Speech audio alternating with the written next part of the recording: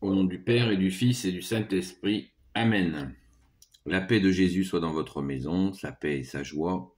Alléluia, j'espère que vous allez bien.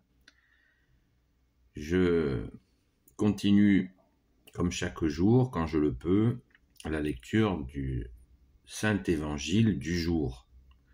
L'Évangile, il n'y a pas 4 évangiles. Pour ceux qui ne le savent pas, il n'y a pas 4 évangiles. Il y a un évangile en 4 formes. Évangile voulant dire bonne nouvelle.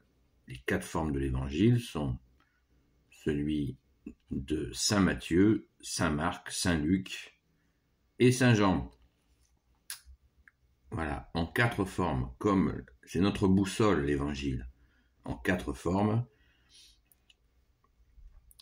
C'est comme ça que nous pouvons avancer avec toi, bien sûr, Jésus, en premier. Mais n'oublions jamais que Jésus, la parole de Jésus, Jésus lui-même, est venu avant la Bible. Donc, pensons-y que la parole de Dieu, que tu es Jésus, avec ton Père et l'Esprit Saint, eh bien, elle était véhiculée oralement. Donc, on étudie cette parole de Dieu, parole inspirée, mais on pense toujours à cette oralité qui vient de l'Église que Jésus a faite lui-même. En rassemblant les apôtres, Jésus a commencé son Église. Donc, c'est la vérité, et ça se passait oralement, sans Bible. Nous avons le bonheur d'avoir la Sainte Bible, profitons-en, mais n'oublions pas ce qui s'est passé au début. C'est pour ça que l'Église catholique est la seule véritable, parce qu'elle est l'Église d'origine, comme on dit, l'Église primitive. Alléluia. Les 3 croix, pour ceux qui le souhaitent, que ta parole, Jésus, rentre dans mon esprit, que ma bouche proclame ta parole, et que mon cœur accueille ta parole. Faire le bien sans le dire. Évangile selon saint Matthieu, chapitre 6, versets 1 à 4. Évitez de faire vos bonnes actions devant les gens de façon à ce qu'ils vous remarquent, car alors vous n'avez pas de récompense à attendre de votre Père des cieux. Donc, si tu donnes aux pauvres, ne fais pas sonner la trompette devant toi. N'imite pas ceux qui jouent la comédie dans les synagogues et dans les rues et qui veulent que les gens les admirent. En vérité, je vous le dis, ils ont déjà leur récompense. Pour toi, par contre, que ta main gauche ignore ce que fait ta main droite quand elle donne aux pauvres. Ainsi, ton aumône restera chose secrète, et ton Père qui voit dans le secret te le rendra. Quand vous priez, n'imitez pas ceux qui jouent la comédie. Ils aiment se planter en prière dans les synagogues ou à l'angle de la place pour que les gens les remarquent. En vérité, je vous le dis, ils ont déjà leur récompense. Toi, au contraire, quand tu veux prier, entre dans ta chambre et ferme la porte afin de prier ton Père qui est là dans le secret. Et ton Père qui voit dans le secret te le rendra. Quand vous priez, pas de discours interminables comme en font les païens. Ils croient qu'à force de parler, ils seront entendus. Ne leur ressemblez pas. Pensez-y avant même que vous nous demandiez. Votre Père sait de quoi vous avez besoin. Amen. Merci Jésus. Donc le verset 1 au verset 7. J'ai lu le paragraphe entier. Merci Jésus. Cette parabole est très connue, très très connue, et elle nous rassure. Elle nous rassure sur un mauvais côté. J'ai fait une vidéo sur ce sujet qui s'appelle la religiosité.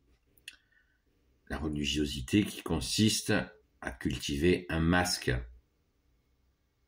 une insincérité vis-à-vis de la foi.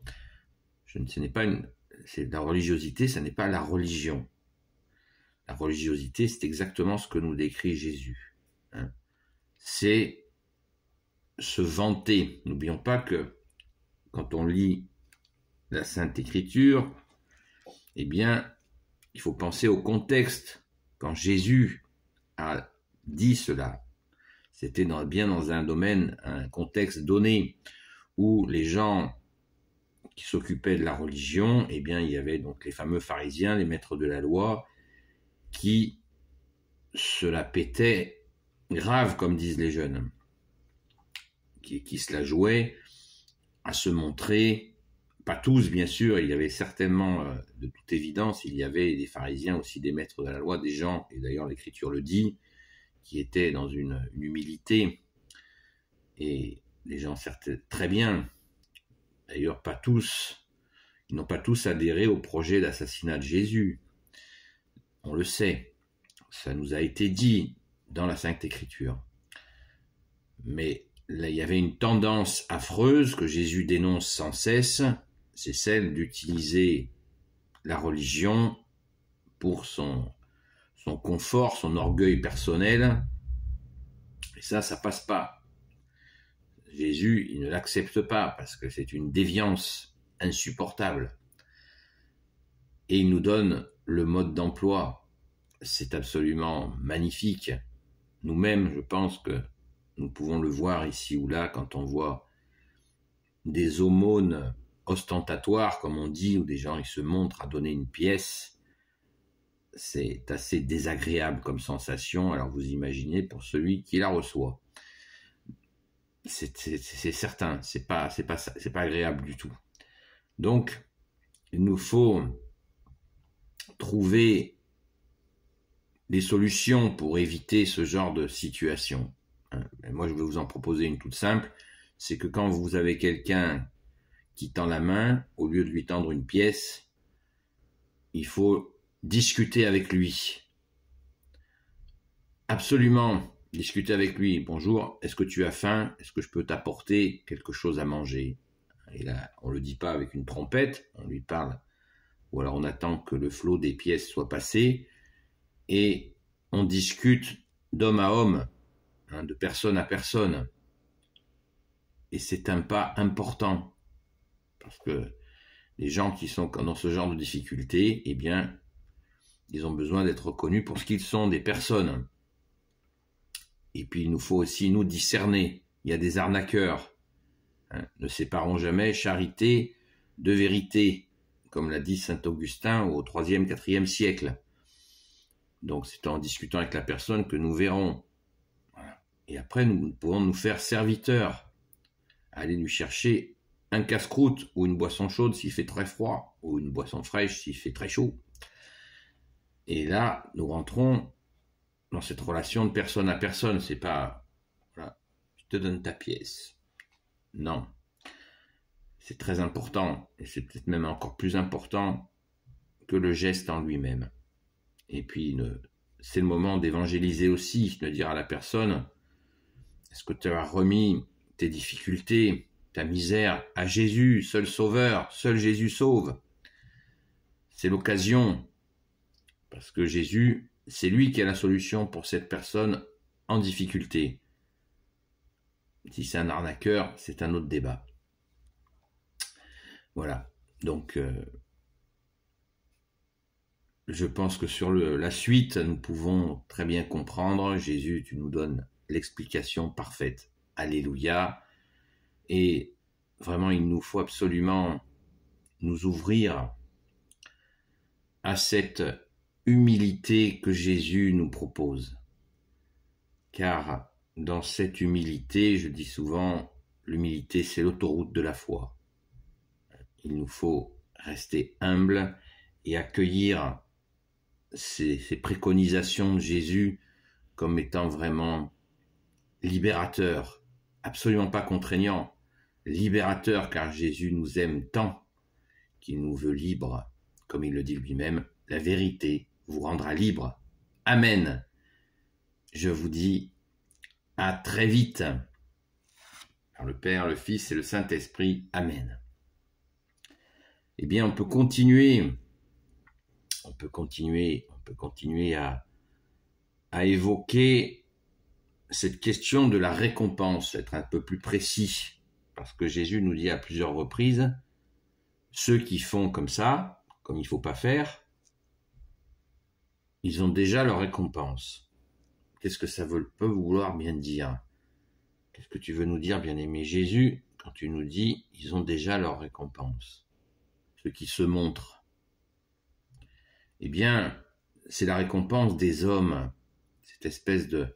Il y a des hommes qui vont trouver ça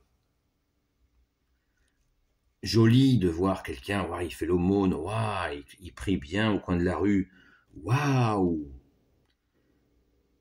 Et ils ont la récompense humaine.